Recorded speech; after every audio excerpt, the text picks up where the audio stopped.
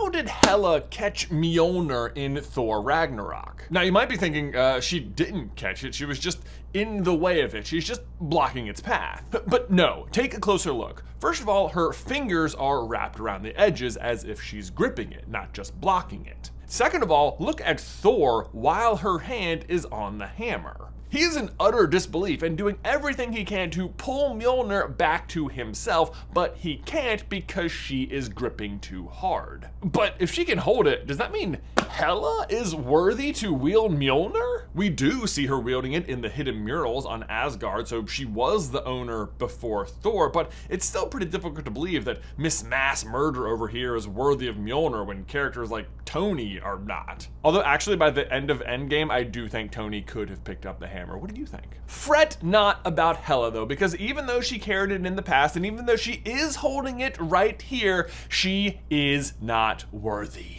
But if she's not worthy, then how is she carrying it, you might ask? Well, back in Thor 1, we actually see Odin place the spell of worthiness on the hammer.